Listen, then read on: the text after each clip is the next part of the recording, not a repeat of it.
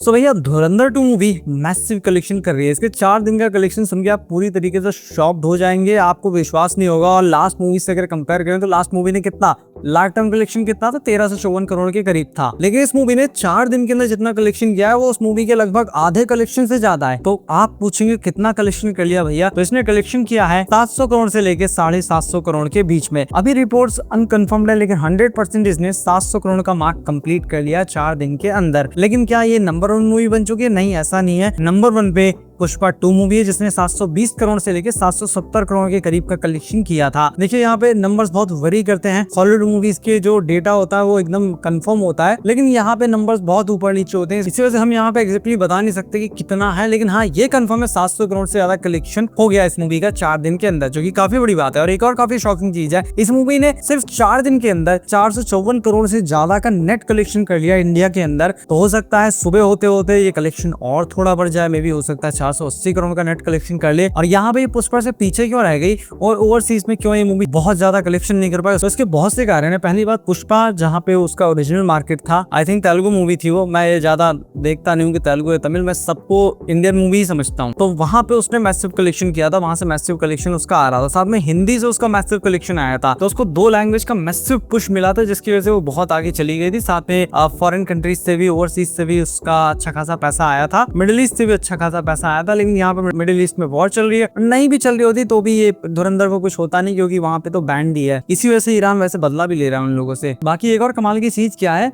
कि मूवी का कलेक्शन तब होगा ना जब शोज चलेंगे। कमाल की बात क्या है, जब प्रीव्यू हो रहा था तो वहां पे हिंदी वाले शोज भी कैंसिल थे। लिटरली बहुत सारे लोग थे, 2-2 जगह हो गए, उनको मूवी नहीं मिली, मुझे मूवी नहीं मिली। और उस दिन कुछ भाग्यशाली लोग थे जिनको हिंदी में मूवी देखने का मौका भी मिल गया। लेकिन जितनी भी डब्ड मूवीज थी लाइक तमिल, तेलुगु, कन्नड़, वहां पे शो ही नहीं चला, सब लोगों को वहां से वापस आना पड़ा। इवन 19 तारीख को इस मूवी को सर्टिफिकेशन मिला, उसके बाद भी बहुत सी दिक्कत हुई। तो इसका जो कलेक्शन है, मतलब कि तमिल, तेलुगु, इन सभी लैंग्वेजेस में 20 तारीख के बाद से शुरू हुआ, जिसकी वजह से इनिशियल पुश में थोड़ा सा डिले हुआ। लेकिन उसके बाद भी ये मूवी लॉन्ग रन में काफी अच्छा खासा पैसा कमाएगी। और ये मूवी बहुत अच्छा कलेक्शन कर रही है, लगातार 3 दिन ही 100 करोड़ से ऊपर का नेट कलेक्शन किया, जो कि एक काफी बड़ी बात होती है। और इसका जो पार्ट 1 था उसका इंडिया का नेट कलेक्शन 800 कुछ करोड़ रुपए के करीब था, और यहाँ पे इंडिया से ही 4 दिन के अंदर 454 करोड़ रुपए कमा ली है। जिसके बाद आपको लग रहा होगा ये तो मैसिव कलेक्शन करेगी, लेकिन यहाँ पे एक चीज ये भी है, असली परीक्षा इसकी होगी 23 मार्च से, यानी कि मंडे से अगले संडे आने तक, कि उसके बीच में कितना कलेक्शन करती है, कितना इसमें ड्रॉप आता है। उसके बाद पता लगेगा कि ये किस ट्रेजेक्टरी पे चल रही है, कितना मैसिव कलेक्शन करेगी। मूवी का बस तो बहुत ज्यादा लोगों को पसंद भी आ रही है, और इसकी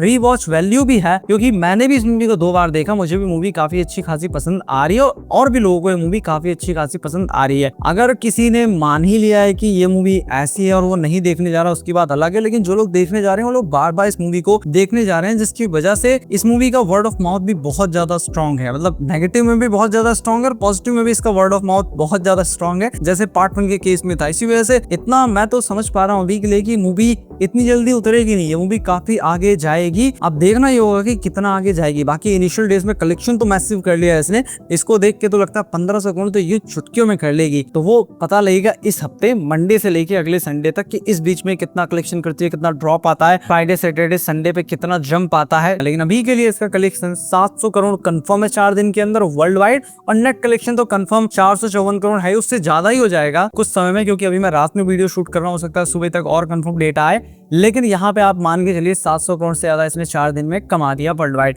अब आगे कितना भी कमा सकती है वो बाद में पता लगेगा, लेकिन आपको क्या लगता है कितना कमाएगी? उसी के साथ में हम बात कर रहे थे और मूवीज की कि उन्होंने कितना कलेक्शन किया। लाइक प्रोजेक्ट हेल मैरी, जिस मूवी का बजट $200 मिलियन था, लेकिन इस मूवी ने कलेक्शन किया है $141 मिलियन का। इंडियन करेंसी पे कितना होता है वो आपको अपनी स्क्रीन पे दिख रहा होगा। प्रोजेक्ट हेल मैरी की रेटिंग्स काफी अच्छी है, 8.5 की रेटिंग मिली है, 37,000 से ज्यादा लोगों ने दी है। इंडिया में मूवी जल्दी रिलीज होने आई थी, लेकिन धुरंधर के चलते इस मूवी को डिले कर दिया गया। और इस मूवी की आप किस्मत देखिए कि मूवी का प्रमोशन करने के लिए ऋतिक रोशन को हायर किया गया, बहुत बड़ी बड़ी चीजें की गई, हिंदी में डब भी किया गया। लेकिन इस मूवी को कोई भी 2D या 3D स्क्रीन नहीं मिली, इस मूवी को सिर्फ 4DX की स्क्रीन मिली। आप बोलेंगे 4DX की स्क्रीन क्यों मिली है? क्योंकि उस पर आई थिंक धुरंधर ये लोग चला नहीं सकते, वरना उस पर भी धुरंधर चला देते। 4DX की स्क्रीन में मैं कभी गया तो नहीं हूँ, आई थिंक सीट्स हिलती हैं, उसी को 4DX कहा जाता है। मुझे ये स्क्रीन पसंद नहीं है, तो वहां पे अब जाके मूवी को देखना पड़ेगा। बाकी सारी की सारी स्क्रीन, जितने थिएटर्स हैं उनके पास जितनी स्क्रीन है, सारी की सारी स्क्रीन धुरंधर को ही दे दी है। तो इसीलिए 4DX के अंदर अब इस मूवी को देखने का सौभाग्य प्राप्त होगा।